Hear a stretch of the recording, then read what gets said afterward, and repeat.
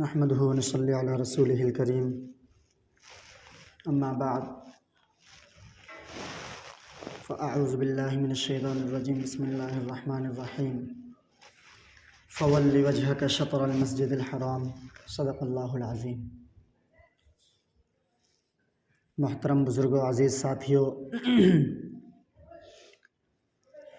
اللہ تبارک و تعالیٰ کے کلام مجید کے ایک آیت کا چھوٹا سا حصہ آپ کے سامنے تلاوت کیا ہے۔ حق تعالیٰ شانہ پارے 2 کے پہلے صفحے کی اس آیت میں ہم کو اپنے گھر یعنی کعبۃ المکرمہ مکہ مکرمہ میں جو کعبہ بنا ہوا ہے، قبلہ جو ہمارا ہے، ہم جدھر منہ کر کے نماز پڑھتے ہیں، جدھر رخ کر کے جانور کا اس کی قربانی کرتے ہیں، ہم جدھر تمام مساجد کا رخ بناتے ہیں، اس کے بارے میں اللہ تبارک و تعالیٰ نے یہ آیت کو نازل فرمایا اور اپنے حبیب صلی اللہ علیہ وسلم سے فرمایا، میرے حبیب تم جو چاہتے تھے میں نے وہ قبلہ تمہارا کعبہ بنا دیا، اور ہم نااہلوں کی وجہ سے اللہ تبارک و تعالیٰ نے کعبہ نہیں فرمایا، مسجد حرام فرمایا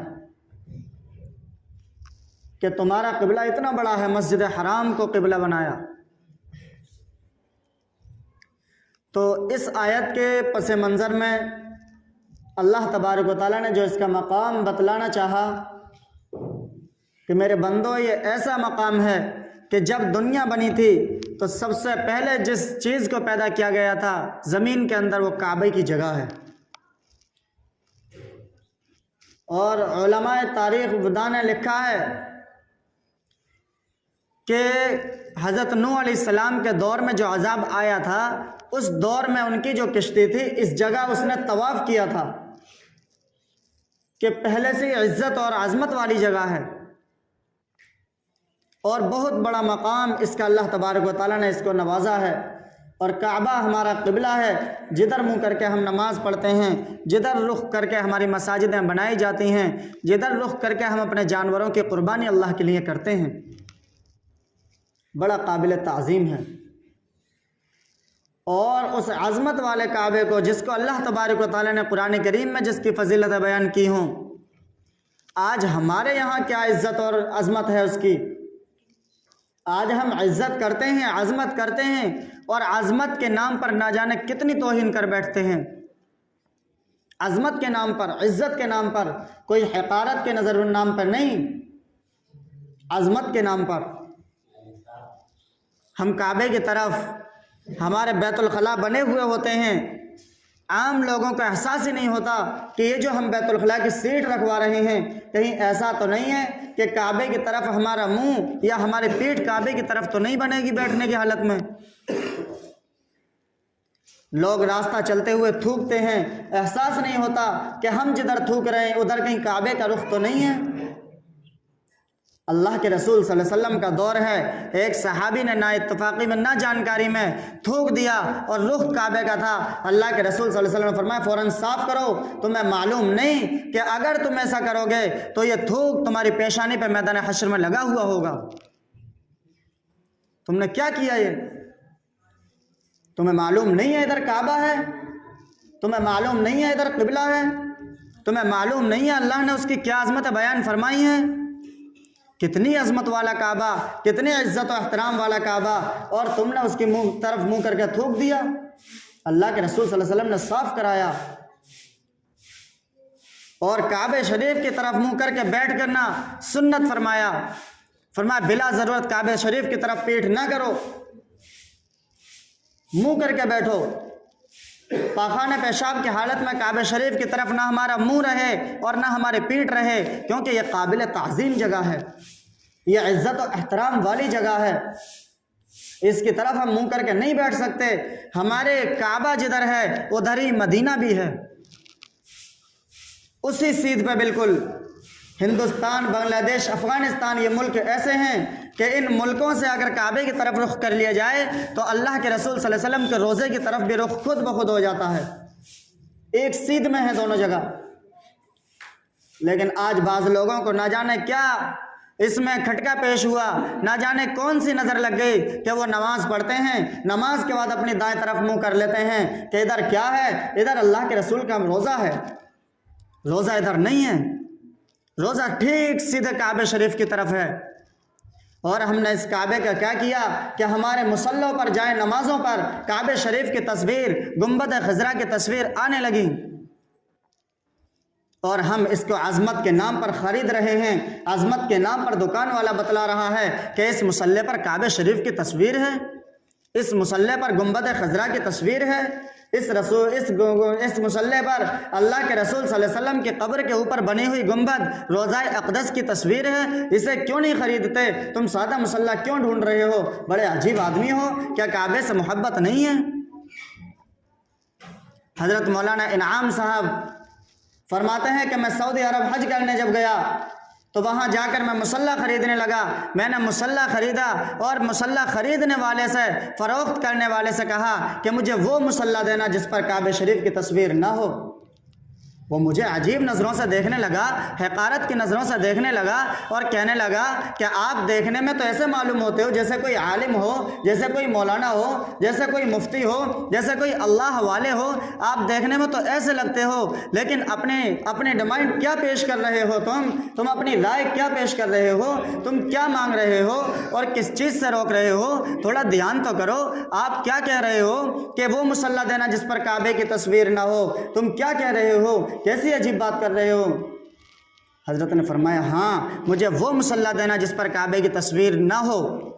تو کہنے لگا کہ کیا آپ کو کعبے سے محبت نہیں ہے؟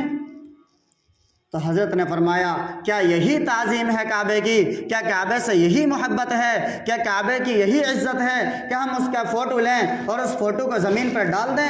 لاؤ، اس فروخت کرنے والے سے کہا کہ لاؤ تم اپنے باپ داداؤں میں سے کسی کا فوٹو دو اور میں زمین پر ڈالوں، تم کیا گوارا کر لو گے اس چیز کو؟ کہنے لگا نہیں کر سکتا۔ تو پھر اس دکان والے نے کہا حضرت اب مجھے آپ یہ بتلائیے کہ یہ لوگ جو آتے ہیں کہ ہمیں وہ مصلح دینا جس پر کعبے کی تصویر ہو، یہ کیوں اپنی رائے پیش کرتے ہیں؟ حضرت نے فرمایا یہ سوال ان سے کرنا، میں جو سوال کر رہا ہوں میرے سوال کا آپ جواب دیں۔ اس نے کہا حضرت بات سمجھ میں آ گئی کہ کعبہ شریف کا مصلح، وہ مصلح جس پر کعبہ شریف کی تصویر ہو، اس کو لینا نہیں چاہیے، کیونکہ کعبہ شریف کی تصویر ہے، اس پر ہمارا پیر رکھا جا رہا ہے، مصلح سر پر رکھنے کے لیے نہیں لایا جاتا۔ مصلح کے اوپر نماز پڑھی جاتی ہے، پیر رکھے جاتے ہیں۔ یہی مصلح گھر میں بچھا ہے، ماں نماز پڑھ رہی ہے، بچہ سامنے کی طرف سے آیا اور ماں کے سینے سے چمٹا، ماں بچے کو پیار کر رہی ہے، بچہ ماں کو پیار کر رہا ہے، لیکن بچے کے پیر، بچے کے جوتے، بچے کے سینڈل، بچے کی سنی ہوئی چپلیں کہاں ہیں؟ اس کعبہ شریف کی تصویر پر ہیں۔ اور یہ سب ہو رہا ہے عظمت کے نام پر، عزت کے نام پر۔ کوئی اس کے کعبے کی برائی کے نام پر نہیں کر رہا ہے، کوئی کعبے کی توہین کر کے نہیں کر رہا ہے۔ عظمت کا ہماری یہ حال ہے، اگر ہم توہین کرتے کیا حال ہوتا؟ اتنی بڑی قابل تعظیم جگہ ہے اور ہمارے ذہنوں میں، ہمارے دل و دماغ میں، ہمارے دلوں میں، ہمارے سینوں میں کوئی جگہ نہ رہی اس کی عزت کے لیے۔ تو ہمیں سوچنے کی ضرورت ہے، ہمیں پرکھنے کی ضرورت ہے۔ حضرت مولانا اشرف علی تھانوی رحمۃ اللہ علیہ فرمایا کرتے تھے کہ آج تو لوگوں نے نماز پڑھنا دین سمجھ رکھا ہے، آج تو لوگوں نے نماز کا پڑھنا دین سمجھ رکھا ہے، لوگوں کو نہیں معلوم کہ اخلاق کتنی ضروری چیز ہے۔ اخلاق نہیں ہے تو دین مکمل نہیں ہے۔ معاشرت میں ایک دوسرے کے ساتھ برتاؤ کیسے کرنا ہے، اگر دوسروں کے حقوق معلوم نہیں ہیں تو دین مکمل نہیں ہے۔ آج لوگوں نے صرف نماز کو دین سمجھ لیا، اور آج تو اس سے بھی بڑی بات میں کہتا ہوں کہ آج تو لوگ نماز پڑھنا بھی دین نہیں سمجھتے۔ آج لوگ نماز پڑھنا بھی دین نہیں سمجھتے۔ اگر صرف نماز پڑھنا بھی دین سمجھتے تو مسجدیں بھری ہوئی ہوتی کم سے کم۔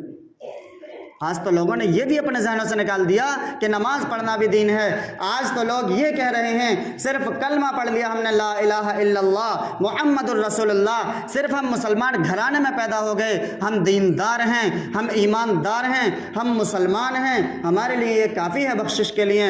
ایسا نہیں ہے۔ اور سنو، آج ہمارے ذہنوں میں یہ بات ہے کہ صرف ہمارا مسلمان ہونا کافی ہے، ہمارا کلمہ پڑھنا کافی ہے۔ کل کو ہماری اولاد ہوں گی، وہ کہیں گے ہمارا مسلمانوں کے گھروں میں پیدا ہونا کافی ہے۔ बताओ क्या करोगे उनके ईमान का? कहाँ से जवाब दोगे अल्लाह की अदालत में? अल्लाह तबारक व तआला हमसे सवाल करेगा हमारी औलाद के बारे में। अल्लाह तबारक व तआला हर हाकिम से सवाल करेगा उसके मातहतों के बारे में कि तुमने अपने मातहतों के साथ कौन सा रवैया इख्तियार किया।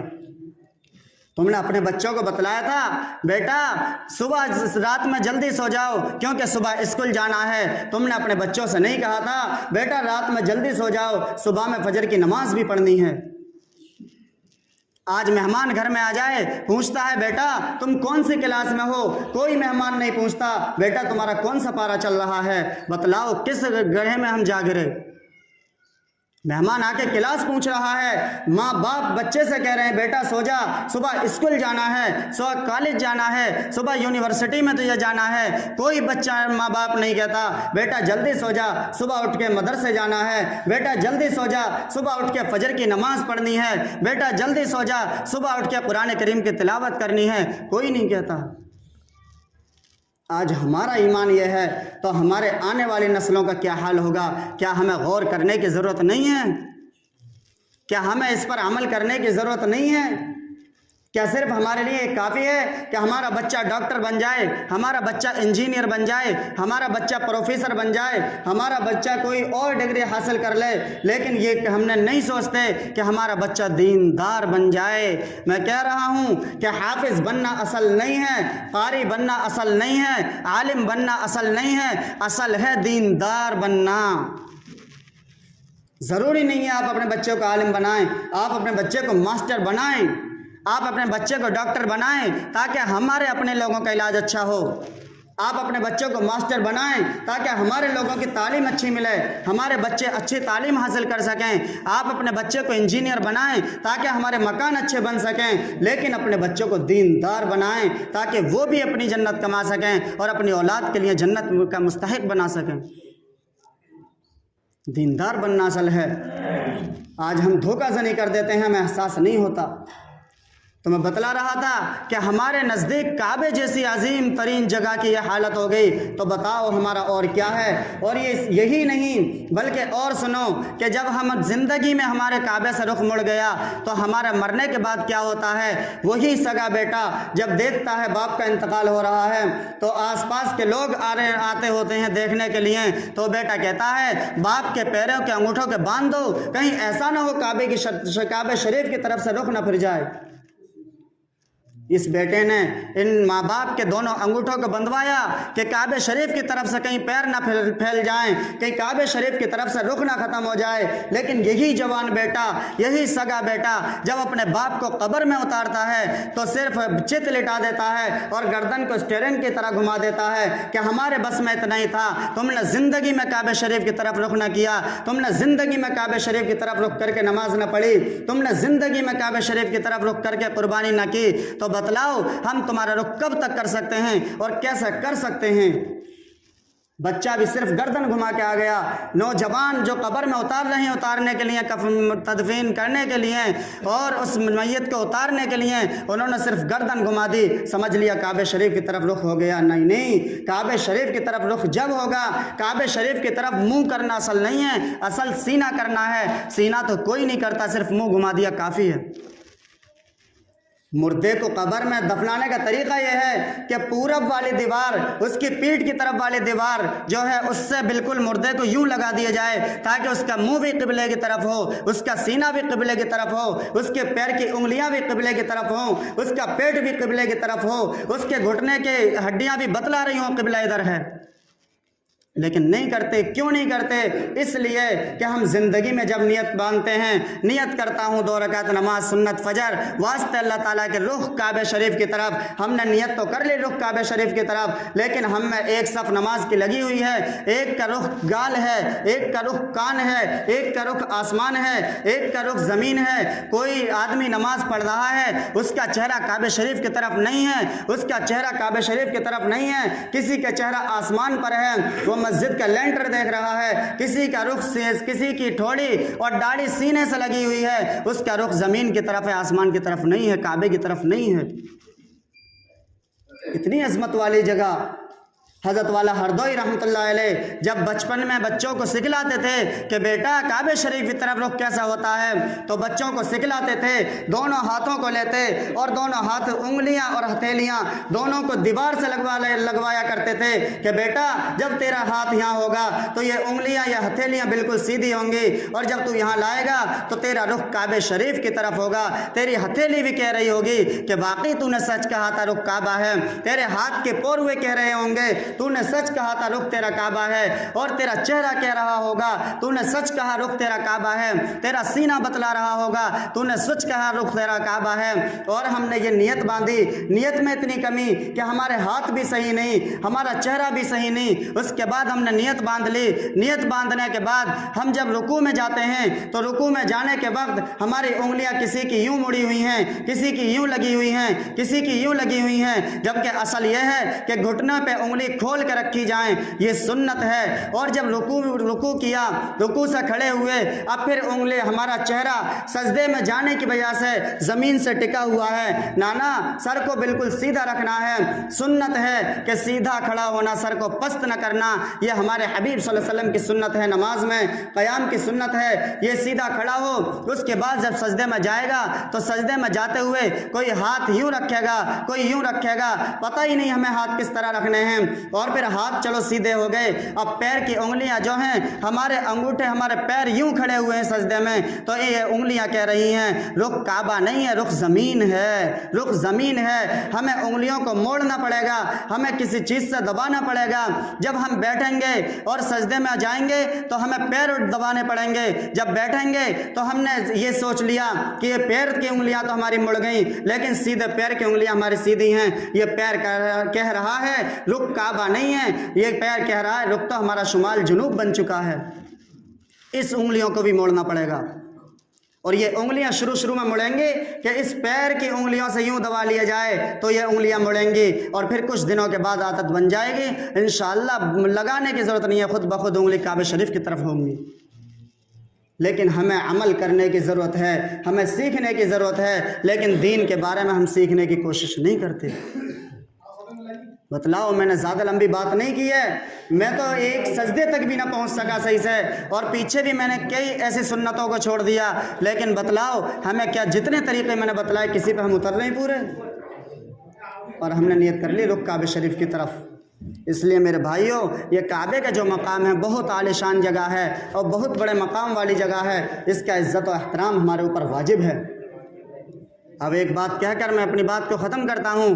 حضرت مولانا انعام صاحب رحمۃ اللہ علیہ بتلا رہے تھے کہ میں ایک دفعہ فرخ آباد ضلع میں بیان کرنے کے لیے گیا، تو ایک مسجد میں، جو مسجد تھی جہاں جلسہ گاہ تھا وہ مسجد تھی، جس مسجد میں نماز پڑھنے گیا تو میں نے پیردان دیکھا، پیردان پر کعبہ شریف کی تصویر، اور وہ پیردان پیر صاف کرتے کرتے کرتے کرتے کالا پڑ چکا تھا۔ میں نے لوگوں کو اکٹھا کیا، پوچھا کہ یہ کیا ہے، تو وہ کہنے لگے ہمارے یہاں ایک انجینئر صاحب ہیں، وہ یہ پیردان دبئی سے لائے تھے، اور انہوں نے کہا تھا حضرت مولانا صاحب، امام صاحب سے، کہ حضرت مولانا صاحب آپ یہ پیردان قبول کر لیں میری طرف سے، یہ پیردان مسجد ہی کی لائق ہے اور میں مسجد کے لیے لے کر آیا ہوں۔ اب اس کی محبت تھی انجینئر کی، یا یہ توہین کر رہا تھا کعبے کی؟ آپ اپنے دل سے بتلائیں۔ ظاہر سی بات ہے محبت تھی، لیکن ہماری محبت کا یہ حال ہے، ہماری عظمت کا یہ حال ہے، تو بتاؤ ہم توہین کا کیا کرتے؟ ہماری عظمت کا یہ حال ہے کہ ہم اتنی محبت، اتنے درد دل کے ساتھ کہہ رہا تھا امام صاحب قبول کر لو، امام صاحب میں دبئی سے مسجد ہی کے لیے لایا ہوں، کتنا درد دل ہوگا اس کی بات میں، لیکن اس درد دل نے اس کو یہ نہیں بتلایا کہ بھائی یہ جو تو خرید رہا ہے یہ کس لیے خرید رہا ہے، اس پہ کعبے کی توہین ہوگی یا کعبے کی عزت ہوگی؟ مسجد میں ہی صحیح پیر صاف کیے جا رہے ہیں، مصلی پر اجازت نہیں، پیردان پہ کہاں سے اجازت ہوگی؟ تو اس لیے ایسی چیز اگر ہمیں ملیں، ہم مصلی بھی اگر خریدیں تو دیکھیں پہلے کعبہ شریف کی تصویر تو نہیں ہے، گنبد خضرا کی تصویر تو نہیں ہے، اگر ہو تو اسے ختم کر دیں، اپنے گھر میں ہے اسے جلا کے ختم کر دیں۔ آپ روپٹے پر نماز پڑھیں ہو جائے گی، انگوچھے پر نماز پڑھیں ہو جائے گی، رومال پہ نماز پڑھیں ہو جائے گی، ایسا نہیں اس مصلی پر نماز نہیں ہوگی، اس پر بھی ہو جائے گی، لیکن کعبے کی عظمت نہیں ہوگی، کعبے کی توہین ہوگی۔